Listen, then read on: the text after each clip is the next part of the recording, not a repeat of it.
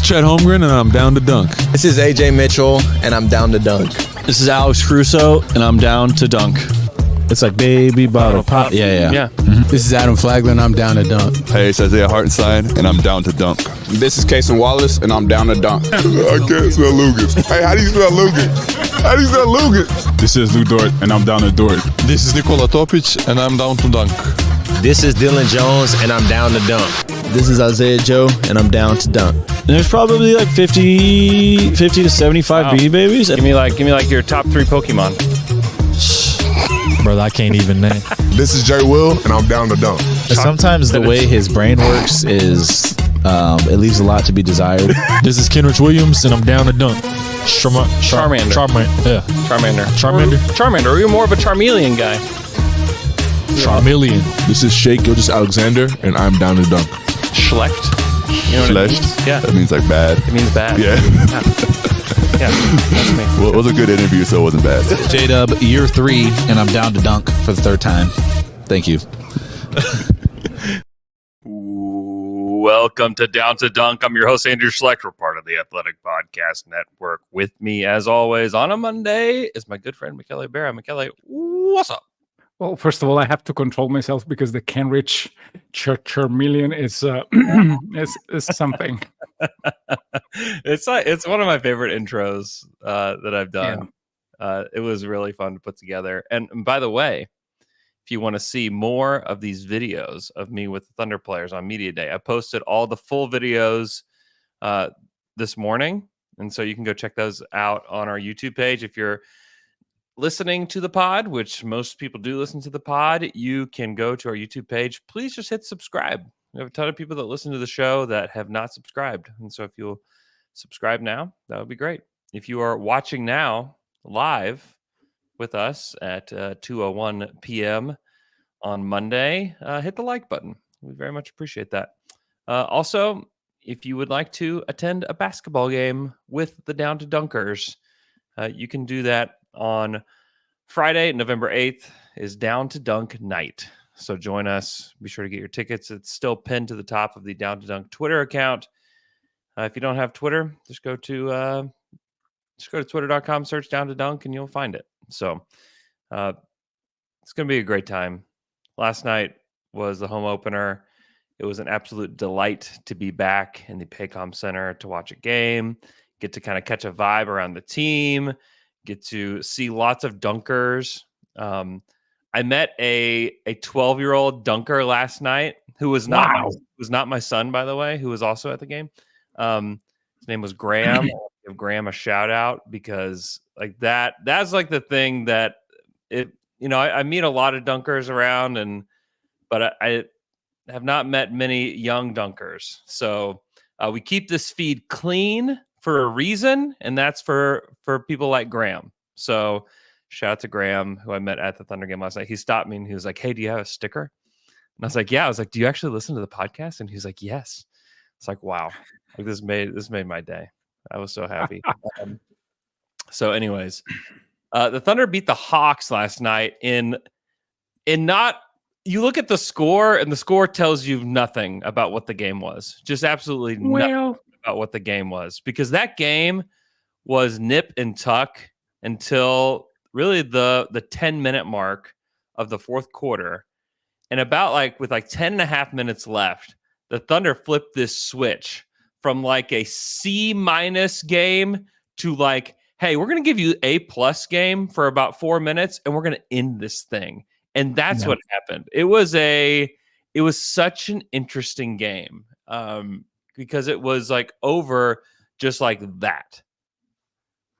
Yeah, I think that the score tells you something, which is that Thunder are much, much, much, much, much better than the Hawks. And it's actually the story. The point is, we've got to see that as you mentioned, maybe 15 minutes throughout the entire game. I think that, and there is a question of our good friend James Anderson on the chat about the starters with Caruso. That was the first moment. I think it was in the second quarter where things started to click a little bit. It was not continuous, so it's Atlanta fought back at times, and then I mean it was, as you mentioned, it was just 5 to 6 minutes of intense defense, great offense, and it was it. And Atlanta crumbled. Like it was, hey, we really cannot. I mean, after the second steal on Trae Young, it was over. Like nobody believed in the game, which is exactly what great teams do. Now, this is what the game tells, but the game doesn't really. The score doesn't really tell how poorly, I would say, the Thunder played on offense in stretches. Not in the sense of playing bad basketball, in the sense of, hey, we are trying to do stuff. Sometimes they come up really well. Sometimes we miss stuff that we don't usually miss, which is not terrible. I mean, they were not like chucking shots up, which maybe or being lazy in terms of shot selection. They were making mistakes mainly because they were trying to do stuff as they were supposed to do, which to me is exactly what you want to see at the beginning of the season.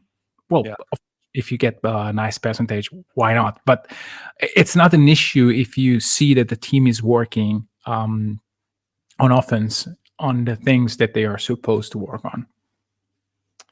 Yeah, I think that I agree. I think there's a lot of like process oriented stuff that just is getting ironed out, which is it's kind of the best of both worlds here for the Thunder so far, is that they can do these funky lineups, they can feel out their process while also just winning games and winning them not just by like 5, by 24 points. They can do this.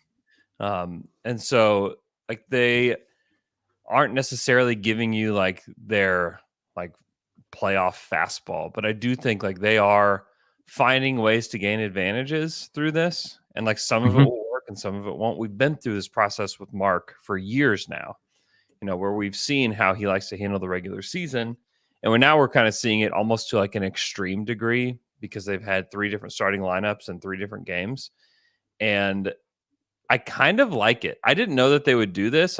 I think I even predicted on the show that they wouldn't do that, but I kind of like the idea of just giving different looks to teams. One, I think that it just keeps them completely unpredictable as to what they're going to look like, because when you put somebody in the starting lineup, that changes what the bench rotations look like. That changes what everything looks like. We saw different rotations where we saw Shea and Chet there at the beginning of the fourth quarter. There's a lot of things that don't look the same, from last year to this year when it comes to rotations.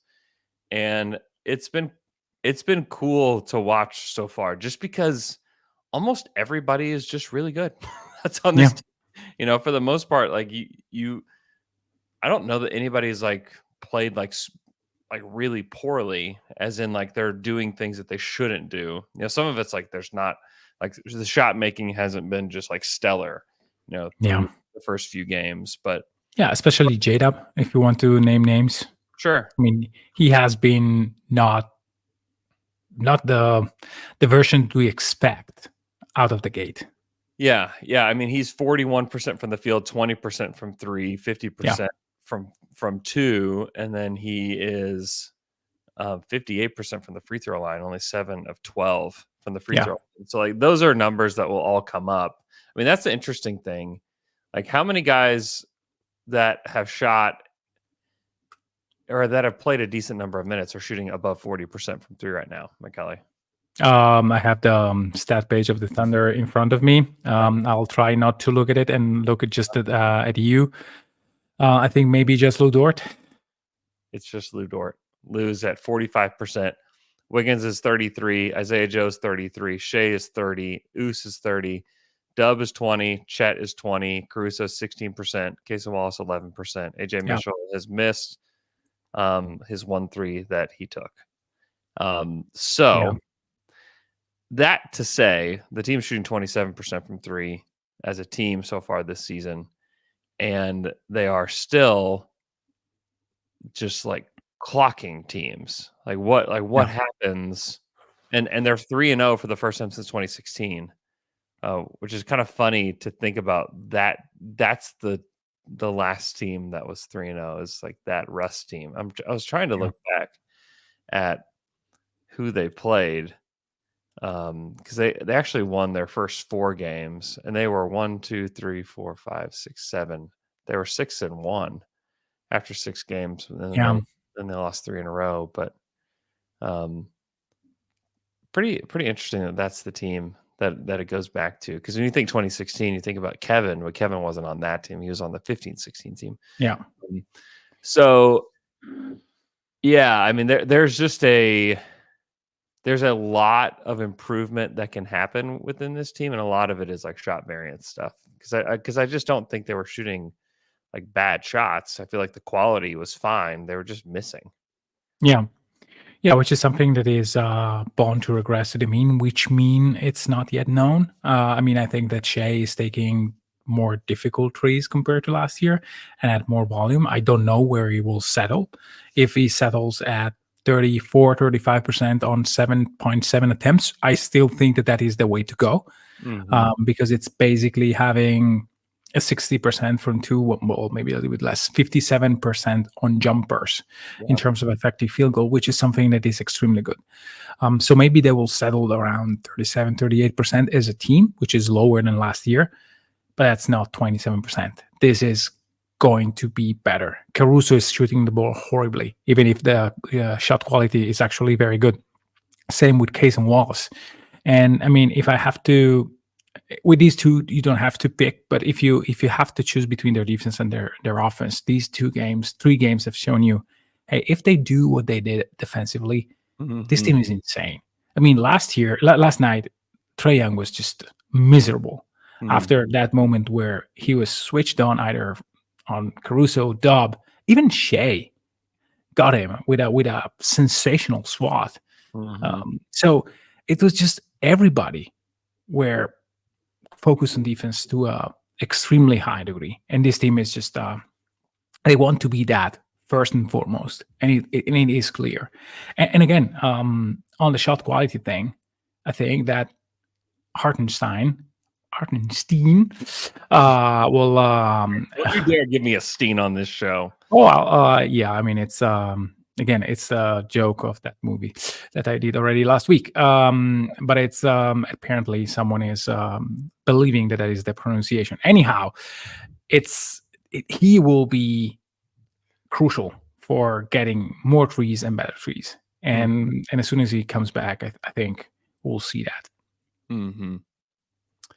Yeah, I agree. I think that they're missing like a middle of the floor playmaker. He just adds like another dimension that they just don't have right now. You know, and it's funny because like some of the like there's additional playmaking being put on a rookie right now in AJ Mitchell, which is just it's fascinating to me. It's not like he's just playing a ton. I mean, he's played 37 total minutes in 3 games, but that's not nothing. It's certainly not nothing. It's certainly not nothing. And while he's not shot the ball well, he's 2 of 9 overall. That's not great, but you can see why they chose him in the draft. Yeah. You know, like there is a lot to like about AJ Mitchell and what he brings to the table. I've heard him described as a lefty Wiggins, you know, where he just knows how to play the game and can just fill in the gaps here and there. And he does that. And he functions on the court at the guard position if you need him to. He functions on the court as a wing if you need him to. Defensively, he scraps. I asked Mark about him before the game last night, and Mark, he's clearly like a Mark Daigneault player. You know, Mark really likes this guy a lot, and I would say that it would not shock me if the Thunder internally felt pretty proud of having this guy on a 2-way contract, because I just think he can play, and he's got to eventually he's got to make shots. You know, all these guys do. Like you just have to make shots, but in time he will. But he's already doing all the other little things that are, you know, that help a team win, and so it's fun to just see new players, you know, kind of emerge on the Thunder that you really weren't expecting, to be honest. Yeah. Speaking of player that you are not expecting, Shea is the best of the best, which that is something that we actually expected. Yeah. He's insane. He is even more ready to go on the defensive side. I mean, clearly at the very first game, I think in 2 or 3 possession. In the second one, he was kind of lazy on a few possession. I can count 5 or 6, but he can just switch the let's go button, and it's incredible. I mean, he is really putting a lot of pressure defensively, and offensively, it's just getting better, which is insane.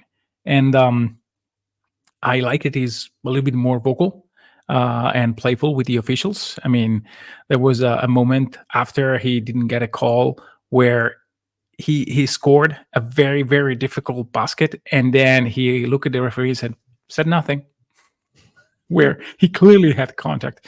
So he's evolving into a sensational player, which he already was. So it's incredible. It's just incredible. Yeah, Shea was clearly the best guy on the floor last night, and it wasn't particularly close. I thought his rebounding when he on the defensive end, when he get just under the basket, he would just find ways to get boards. I thought that was really interesting from his game. Obviously, the scoring was there, 11 of 24 from the field, 3 of 8 from 3. He got to the free throw line a ton. You know, there were a lot of undisciplined Hawks defenders that he just took advantage of, where he shot 11 free throws. You know, he was an assist away from a 35-point triple-double with 6 stocks. Yeah. I mean, like, that is crazy talk with 1 turnover. Yeah. With 1 turnover. I mean, Come on, Mark. We won those records. He was so close. Close. Shea was the MVP that we thought that he would be this season. Like he showed up and he was exactly that yesterday. And the pieces around him are fitting better than than they have in the past. And guys aren't even making shots yet. I mean, that's the thing, is like they beat the Hawks by 24 and they're playing at like a C- level so far this season, I would say. Offensively. Offensively, yes. That's what I mean. Defensively, I would say they're like an A. Offensively, they've probably like a D. You know, like they could be so much better. And but if that offense even comes up to like B level, I mean, like watch out. I mean, they beat the Hawks by 24 last night, and they didn't even play that well. Like they just keep doing this, and like, just wait until this team puts together 48 minutes of really good basketball. Like, it's gonna happen, and they may beat a team by 50. You know that, it's on the table. Yeah, I mean, it certainly is, because there were just at times in the fourth quarter where it was just apparent that the Hawks could not hang with them. There was nothing they could do. The Hawks could not score. The Hawks could not stop the Thunder from scoring. It was just they had a 13-0 run, and then it was basically over. And then they were able to kind of punch this thing to the end, and you know, you got to wave the white flagler and get, you know, some minutes for our man Dukas out there. And wow, Dukas. It was it was kind of strange watching it, just because it felt like, okay, this is going to come down to the wire. You know, I think they were just up by a few points heading into the fourth quarter, and then they outscored them 39-18 in the fourth. And a lot of it was the starters with Caruso. And it feels like a very much like, well, duh, of course, like that lineup is going to be good. But it's already showing it. And this is a small sample. Like all of these numbers, you can take them with like, you can just pour the whole salt shaker of salt into your mouth, you know, with any of these numbers. But do you know what the net rating of Caruso is with the starters in 6 minutes, according to NBA.com? I would say it's something like plus 58. Higher. Yeah. 70. Higher. I'm serious. Yeah, I know. I don't care. I mean, it can be anything. Yeah, Plus they were. 76.9 Yeah. in 6 minutes. Like they were just pedal to the metal. Yeah. And that's obviously going to come down if they Is out it? teams by 76 per 100 possessions. It'd be pretty wild. Yeah. Yeah. It doesn't. It's not a great transition, but I wanted to talk about Chet Holmgren and how quickly Dignault is changing the way they play on offense based on who's the center on the other side. Yeah. Chet took very few corner threes in the other games because, I mean, there were guys that were not really shot blocking threats. Mm-hmm. And against the Hawks, he was a lot in the corners, like stretching Capella out. And this, at the beginning, they did not feed him enough, in my opinion. At a certain point, they started to get to him, and he was starting to heat up.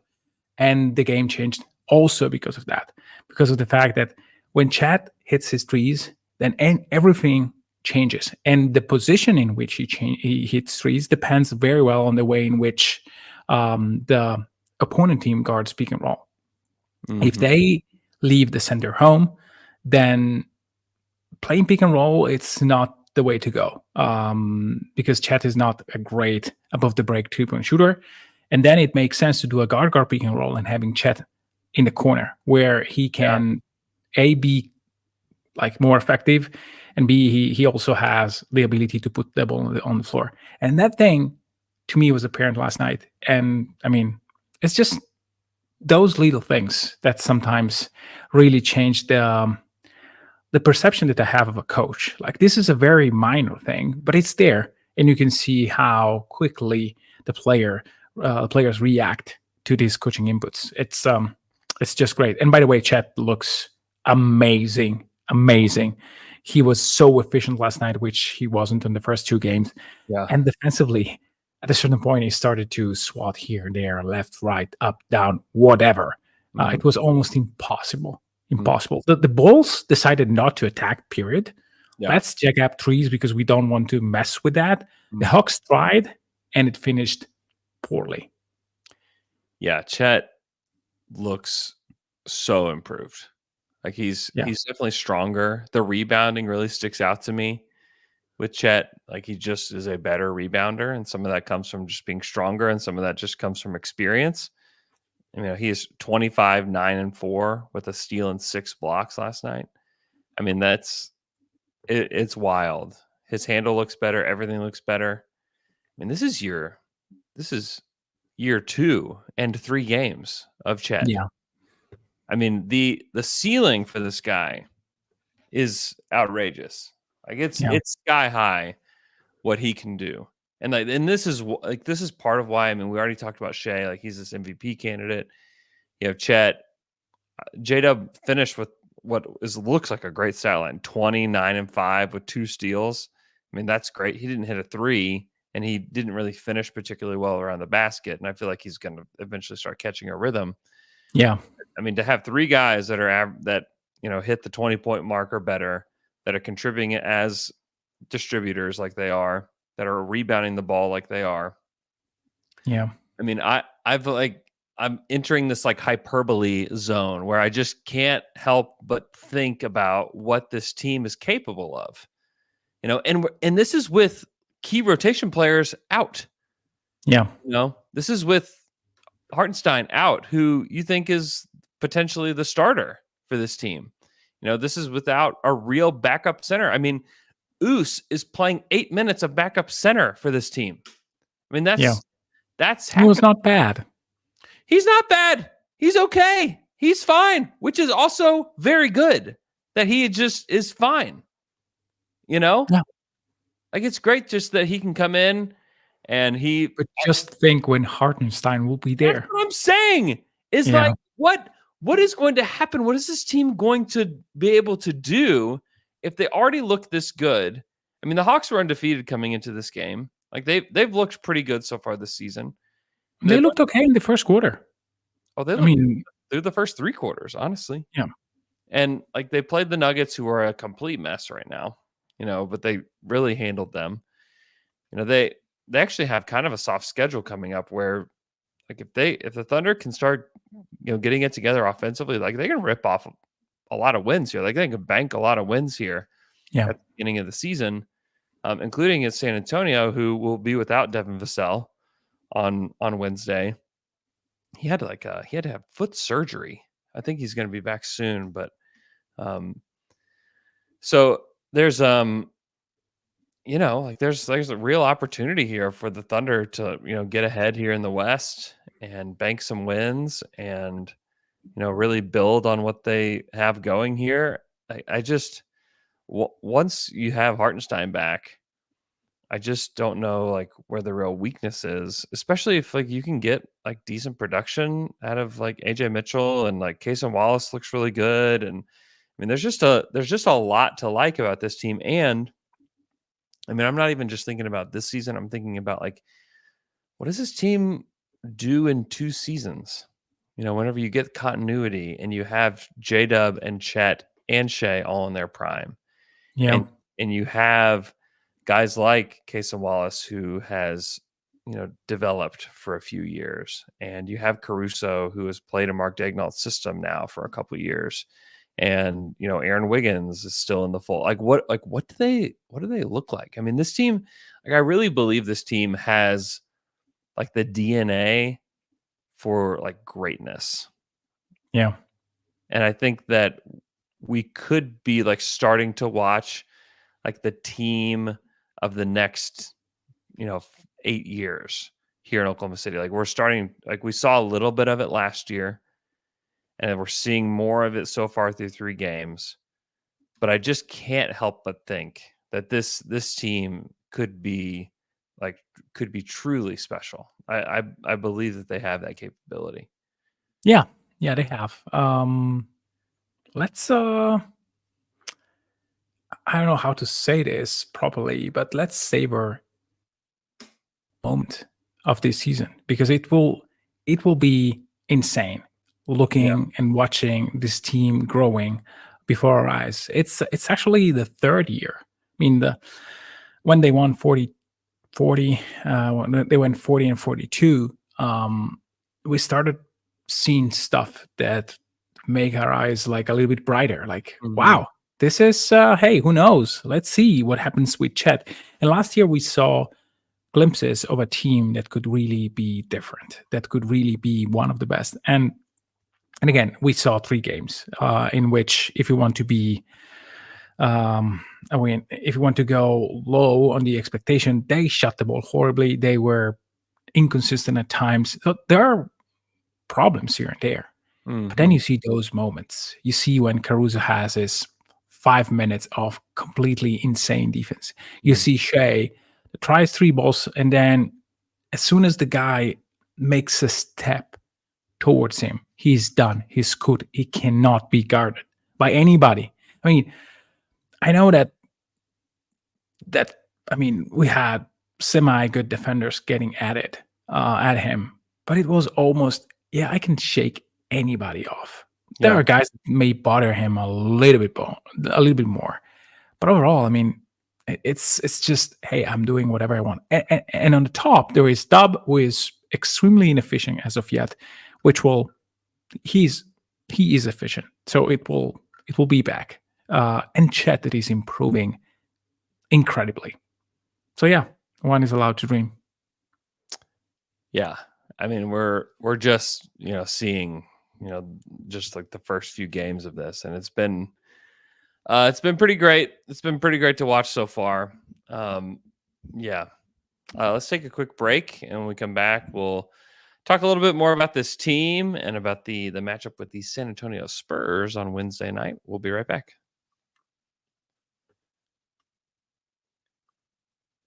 And we're back after that quick break. The Thunder play the San Antonio Spurs on national television. It is here in Oklahoma City on Wednesday night. Late tip in OKC. We had the early tip last night, 6:00, and we have 8:30 tip on Wednesday night. So it'll be a late night at the Paycom Center.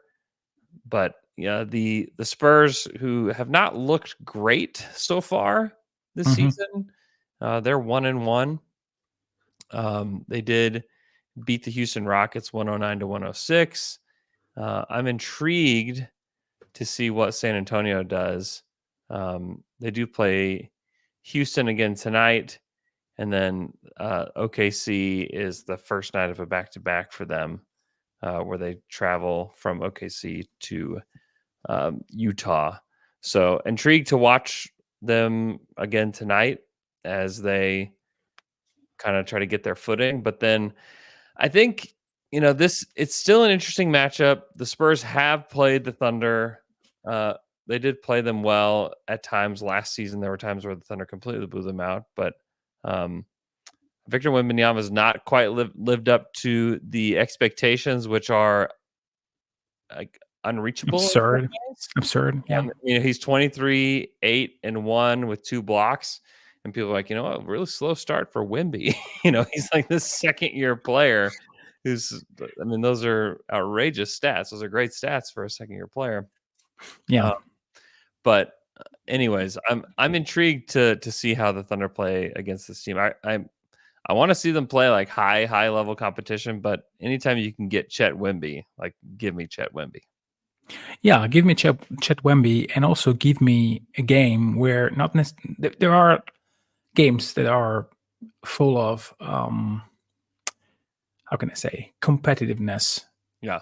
Built on the opponent, which is, hey, if I'm in Denver, I don't need like an adrenaline shot because it's there already. Against the Spurs at home, after being basically toying with opponents so far, you could take the game easily. You can take the game as I'll be saying, okay, well, 10 minutes will be enough for us. Let's wait. And then these are the traps. So I really like to see how they approach a team like the Spurs, which is a team that will probably be either borderline playing or firmly in the lottery again. Therefore, you may not have all these competitive spirits, percolating through the hardwood. So I'm really curious to see how they approach this. On paper, they don't have a clear defender on Shea. No, Harrison Barnes doesn't count. And no, Sohan doesn't count either.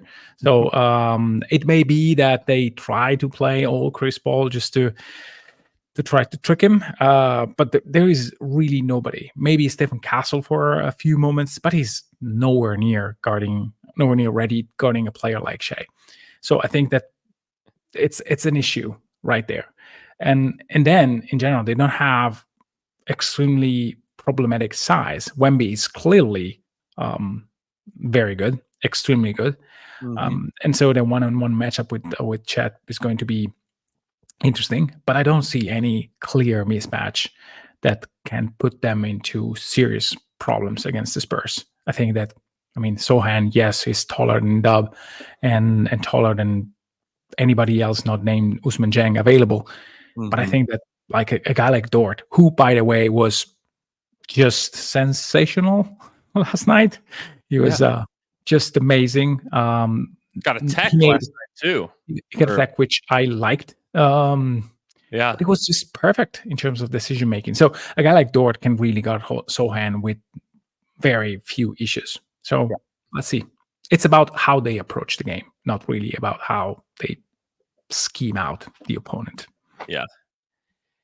I do think that like there is like this like genuine competitiveness between Wemby and Chet that will drive a lot of the competition in this game. And just like between the Thunder and like Wemby and really like the whole league and Wemby, I think everybody wants to compete against this guy just because of the way that the national conversation goes with him.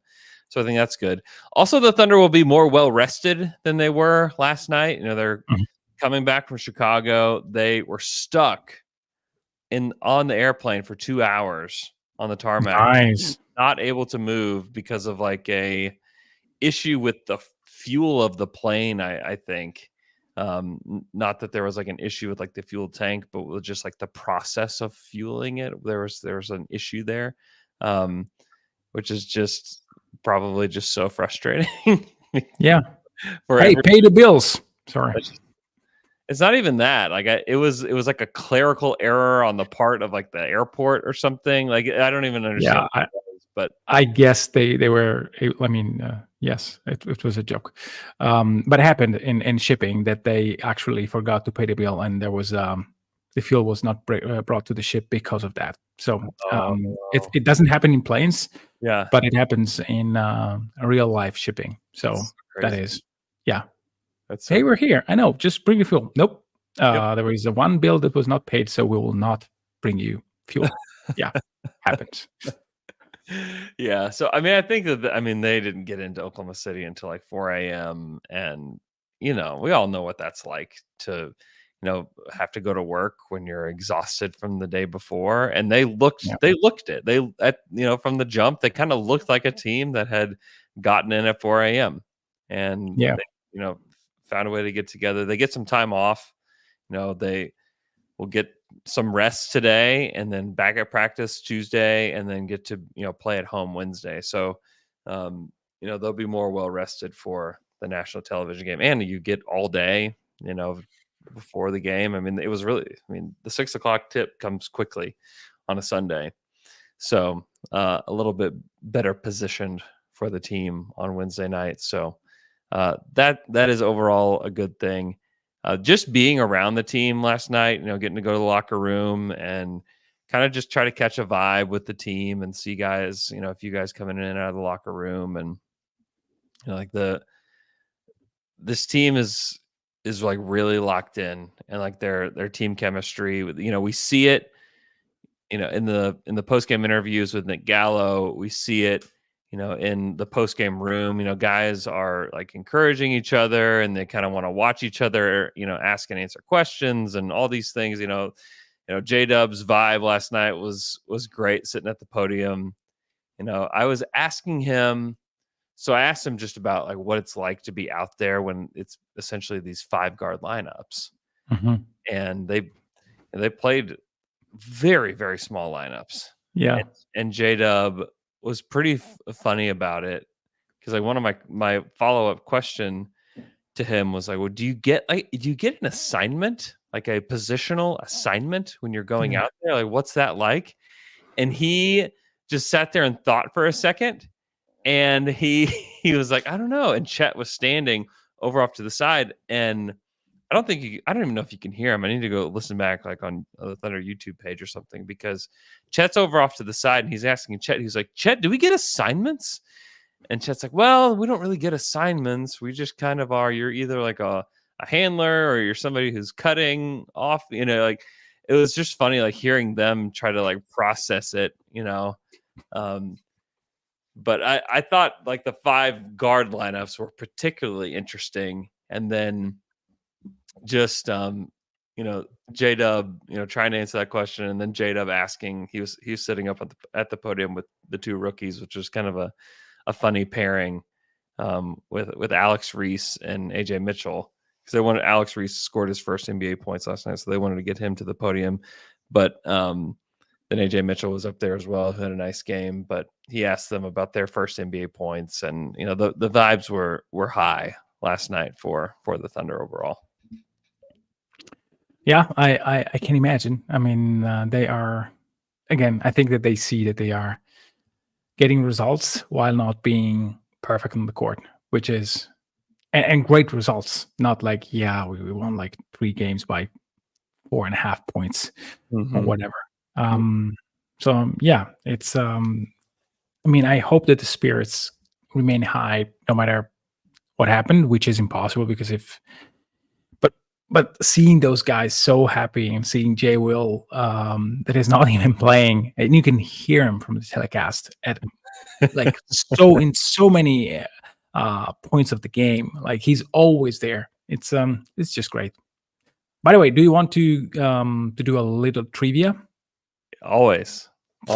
So take the top 10 in defensive win shares on NBA.com. Okay.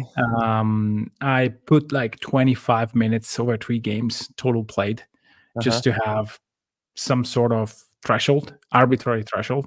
Mm-hmm. How many Thunder players are in the top 10 in defensive win share as of now? Oh, wow. 4? 4. Is that it? No, it's 5. Sorry, 5. 5. Okay. Can you name them all? I will try to name them all. I will say Chet. Yes. I'll say Caruso. Nope. No Caruso. Probably is not high in minutes enough. Okay. Or it's not there. I don't know. Dort, yes. Shea. Yes. Is Kaysen? Kaysen, Wallace, yes. There's one more? Yeah. Dub. Okay. Now, can you name the top 3 of this category in general, league-wide? Chet. Yes, number 3. Are they on the Thunder? Are they all 3 on the Thunder? I cannot answer that. Kaysen Wallace? Number 2 on this list. Shea? Number 1 on Really? this list. which is completely meaningless. But I was sorting through these, and then there is Donovan Mitchell, Jovic, Banchero, Mobley. So it's not really a list that makes. Yeah. But Kaysen Wallace right now has a defensive rating of 76.5, which is just crazy. He was awesome last night against Trey. They had those 2 possessions where Trey was he stripped him, and it was like, okay. And then Trey tried again. Yeah. And when Trey couldn't get past him again, and he got stripped again, it was the next time down the court, I was like, wow, I want to see what is Trae Young's behavior now. And he made the most half-hearted effort to act like he wanted the ball on the next possession, but stayed on the wing and stayed out of the play. Yeah. And he wanted no part of Kaysen Wallace again. Like he was Kaysen Wallace. Let's repeat it together. Kaysen Wallace. I mean, that is how shut him down, like shut him out of that game. Yeah. I mean, it was wild to watch. Yeah. You cannot like lazy dribble against him. You just cannot. I mean, I don't know how lazy it was. I mean, it was just, he just got in there. You cannot show the ball. You cannot show the ball to Kaysen. No, he just got in there and picked his pocket. I actually have like some of the defensive plays from the Thunder dialed up here that we can play here on the stream, just because it was so impressive. And I was talking to people before the game just about how special this team can be and just how special the defense can be. And the fact that you have this like elite rim protector in Chet that is like the back line that is just like blocking everything. He leads the league in blocks currently. Yeah. But you have the number of defenders that you have at point of attack is very special. It's something that like Boston figured out with like their team building, that like we just need to have as many of these kinds of guys as we can have. And the Thunder too, getting Kaysen Wallace in the draft. You already had Dort that you had undrafted, and then you go and you trade for Alex Caruso, and it's like, man, they kind of like duplicate each other, but then you start to realize that, man, I don't know that you can have enough of these kind of guys. And then plus you have Shea, who has crazy long arms, and you have J-Dub, who has crazy long arms. I mean, it just is unbelievable. So here's just like 30 seconds of plays from last night where the Thunder just absolutely shut down Trae Young. Night has the first points for OKC. Yeah, and that's good defense that time by Lou Dort. See how the Thunder finish out these final 3 minutes. In fact, Young got caught again. A possession deep in the shot clock. Good defense, Kaysen Wallace. He'll send it up to Shea. Got behind the defense. And once again, Kaysen Wallace doing a good job. He got his hands on it. He broke that ball. And what has been a plus 10 fourth quarter so far for OKC. Young. I mean, it's just absolute torture because the Yeah. Trey was trying to find in that last play, he was trying to find a switch, and he got switched on to Shea, and he got forced into a turnover just because it's like, man, it's not. You're not going to. That's the thing with this Thunder team. It's like you're not going to find the switch. Like there's not a Josh Giddey to get switched onto. There's not a Carmelo Anthony to get switched onto on this roster. Like those guys don't exist. And for teams that have heliocentric offenses that are predicated on one guy doing everything for you, like the Thunder are going to shut those teams down. And there were points in that game last night where the Thunder just like cut off the head of the snake in Trae Young, and they had nowhere to go. Like there was nothing that they could do outside of Trae. And like give credit to Trae because he had some really nice moments last night. He had some really deep threes. He was getting paint. He was getting fouled. He had some really nice moments. But when the Thunder put the clamps on him in the fourth quarter, it was over. It was completely over. And it really it feels like Cason Wallace was like the guy. And it's funny because he's like their fourth best defender. I mean, he's not a guy that we think of as like their best guy, and yet he would be the best guy on a lot of teams. You put him on the Mavericks, and he's their best perimeter defender. You put him on, the Rockets, he's probably their best perimeter defender. You put him on Denver, he's their best perimeter defender. And on the Thunder, you could make the argument that he's fourth. Fourth, fifth, depending on where you put Dub. Yeah. Or Shea. So it's he can be probably number 2 in a few years if everything goes well for him. But yeah, definitely. It's also like about generating certain very particular kind of stops, because he's not the perfect defender right now, but he generates very good stops that are worth a lot, and he doesn't screw up. Mm-hmm. Dyson Daniels was way more physical for the entire night with Shea. They let him be. That's the thing that was kind of killing me, is that the Thunder couldn't be as physical as Dyson Daniels was being with Shea for whatever reason. It was very strange. Yeah, Trae was whistle a foul by just doing this fake with his body, going back and hitting accidentally the nose of the defender. Yeah. So it's different. But even that brand of defense, if you look at the end of the night, I mean, Shea missed probably one shot that he could have made had the defense been a little bit less impactful. Mm-hmm. But I mean, Cason Wallace changed the dynamic of the game with those plays. Same with Alex Caruso. Like Caruso made 3 or 4 interceptions. Some were steals credited to him. Some were just deflection that generate immediate steals for the Thunder. And those are incredible plays, way more valuable. So it's very hard to use steals as a stat that tells you how good of a defender a certain player is. But there are steals and steals, and the one that OKC generates are in position live ball steals, which immediately correlates with either fast break or stuff like that, which is insane how productive they are, and how can I say, they are not risking a lot. They're not going out of position. I mean, Shea does it by staying in a legal guarding position behind the player, and they can front him at the last second just to take the ball away. Or he allows the defender to move on the side of him, not really beat him, and then with his hands, he can either block him from a side or just touching the ball, like he did with Trae in the last clip. So these kind of stuff are extremely impactful. So good job, Cason Wallace, and in general, the entire team. Yeah. It was really impressive, to see that.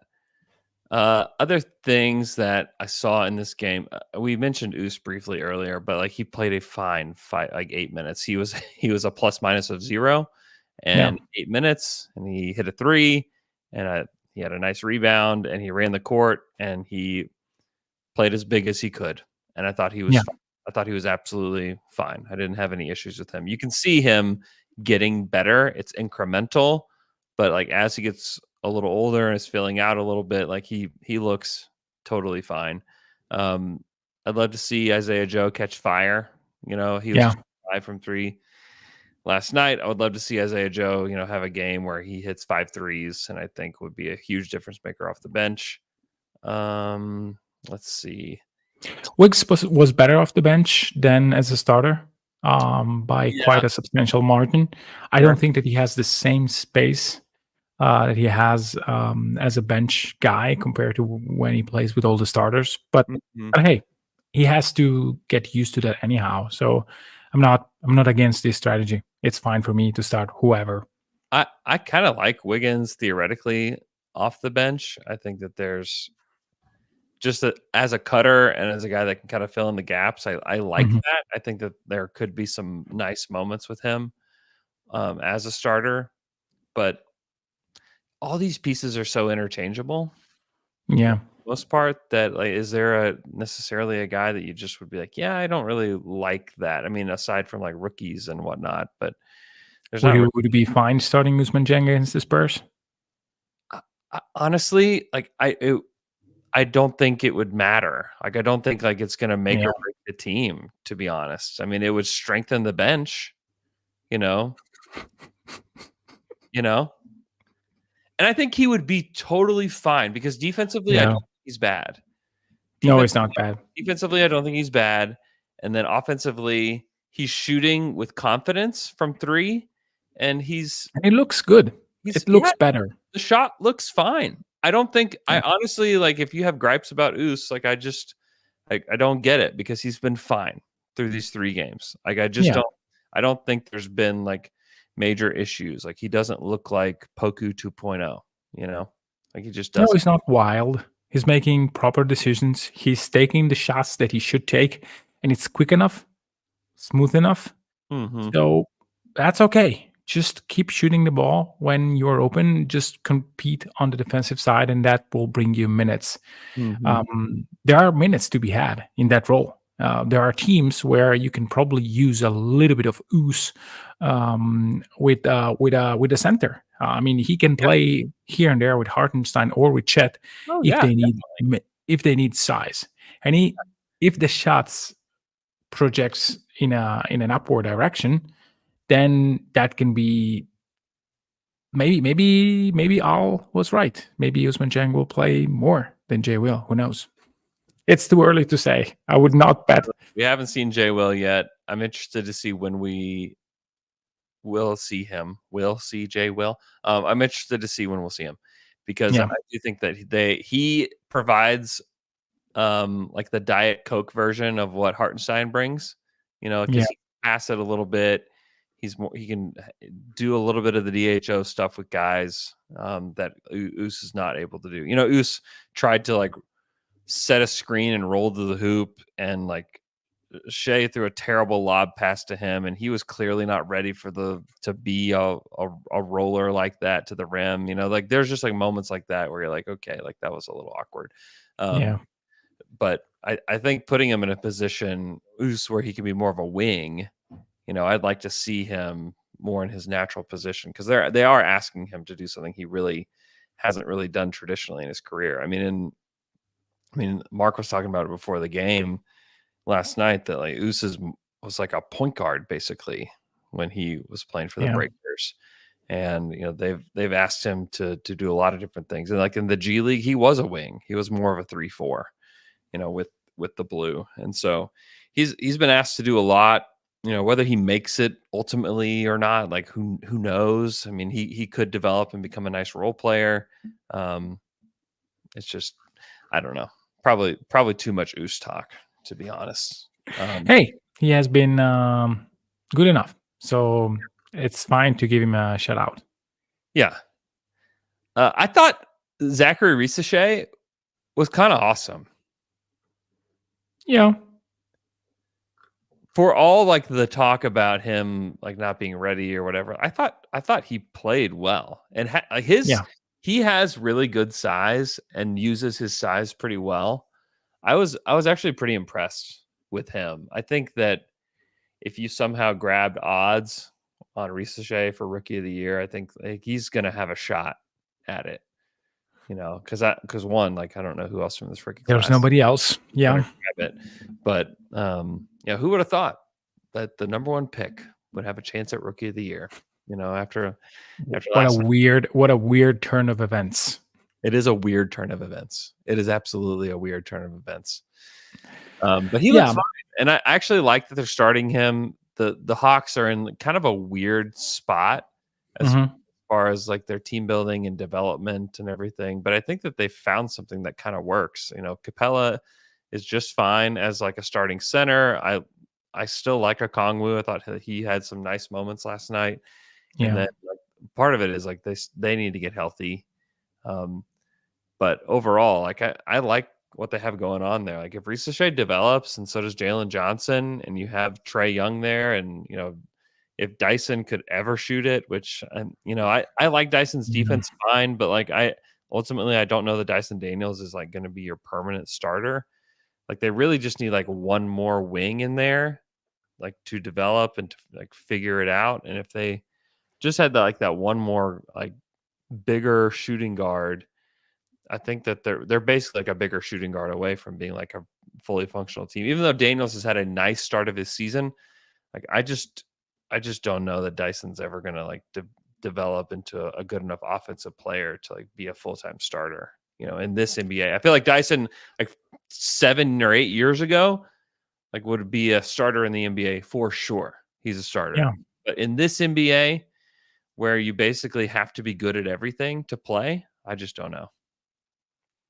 Yeah, you need to be at least average on many things and good on many other things in order to be a starter. And I mean, until Lou Dort developed a trustworthy shot, I was so against him being a starter.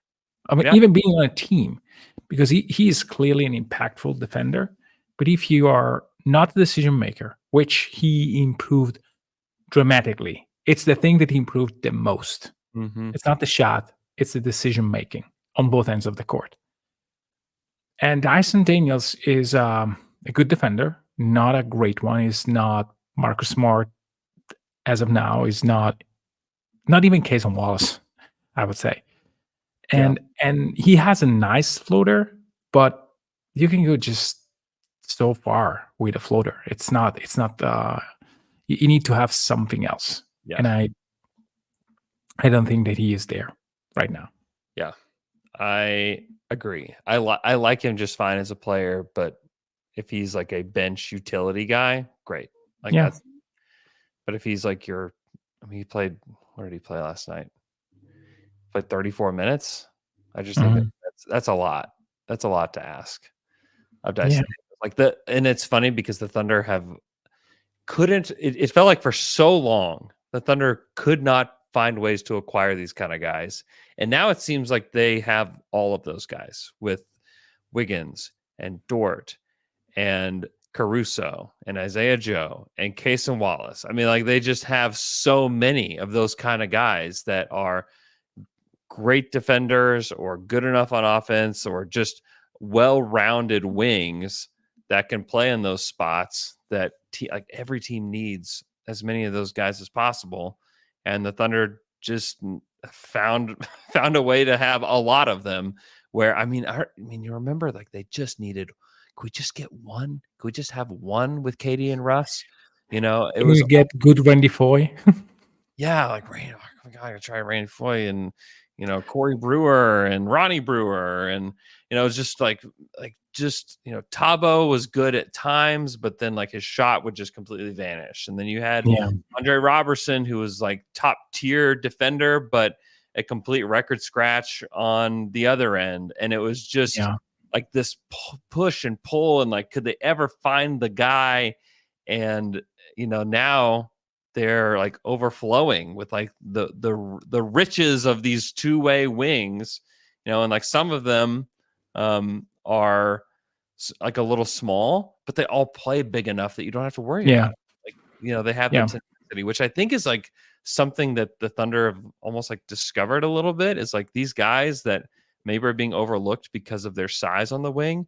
Like they can defend wings just fine. Dort defends wings just fine. Caruso, the same thing. I think that, I think that some guys are probably a little bit too big for Kaysen, but I think that he'll figure it out too. So Yeah. Especially if you have a lot of them.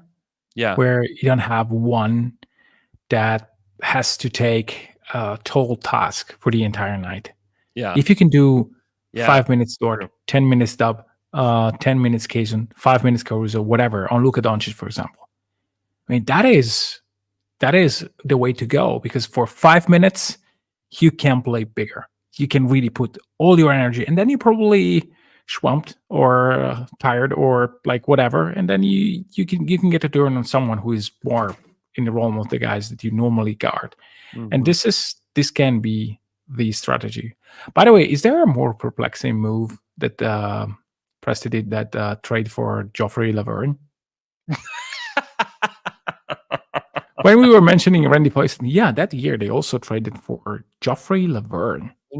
A, he's French, which is already perplexing to me. Yeah. And B, I never got into why they traded for him. I mean, what was because Ronnie Price, you can say, well, okay, I want a playmaker off the bench. Then they probably picked the wrong guy from the G League. They clearly picked the wrong guy from the G League, but that's okay. Yeah. There are weird draft choices, but it's it's the draft. I'm even fine with Gabi Deck, because that was clearly, hey, let's try something out because we have free money and we want to. But Joffrey Laverne, to me, was always, why in OKC? I mean, what do you like about him? That's a good question. I don't really I don't have a lot of info on Joffrey, to be honest. Was it perplexing to you as well, or just, yeah, sure, Joffrey, why not? It's just like a back of the roster thing that like I don't know. I guess was 2 second-round picks. Yeah. It's not like a bad trade in an it's not that it was bad. It's more like confusing. Not the type. I mean, it was. I mean, maybe it was the starting of, hey, let's try to get some versatile guy who can do many things, like and a not just bigger, like versatile guy that could possibly like fill this kind of role. And maybe it was the beginning of this new era, and we did not, because at the time I remember I was so perplexed. Yeah. And now maybe thinking back, maybe Joffrey Laverne was the first prototype of, hey, let's try to put someone with decent IQ who can maybe pass the ball, do a few things, and see what happens. Maybe it's that. Maybe Joffrey is the precursor of this era. Joffrey was the first Chet. That's it. It's done. That's like the YouTube short where it's like, yeah. Did you know that Joffrey Laverne was the first version of Chet Holmgren? Let me walk you through it. We should make that. We should make that a YouTube short. Yeah, that's that is ridiculous and really funny to think about. Okay, few things. Again, Down to Dunk Night. Go check out the link on our Twitter account at Down to Dunk. If you're watching on YouTube, which you got a ton of people watching on YouTube right now, like the video. And if you're not watching on YouTube, go to YouTube, subscribe to the page, please. Would really appreciate that. We had the interview with Josh Hustis that dropped last Thursday. That if you haven't listened to that, that's on YouTube. It's also on the podcast app. I thought that was really, really fun. Really grateful to Josh for taking the time. My hope is to have Josh on, a few times during the season as well, to talk about the team and to tell me more Steven Adams stories. So that would be great. So go listen to that. Go watch all of the Down to Dunk Media Day videos. Those are now live on YouTube. You can go watch all of them. I have my buddy Michael Martin, who is editing some other shorts for us that will go up soon. So get ready for those. Let's see. Anything else? Alex and I are kicking around the idea of recording late Wednesday night from the arena so that we're able to recap Thunder Spurs instead of just previewing it again. So you may not get a Wednesday pod until Wednesday night. I'm trying to think what else. Okay. I think that's it. Be sure to tell your friends. Hey, tell your friends about Down to Dunk. Like this is a great time to be engaged with the Thunder. OSU stinks. OU stinks. Everybody, if you want to have sports in your life in Oklahoma, Thunder are the way to go. So tell people about Down to Dunk. Retweet this. Share the video. Share the YouTube page. We very much appreciate any of that as we continue to follow this team.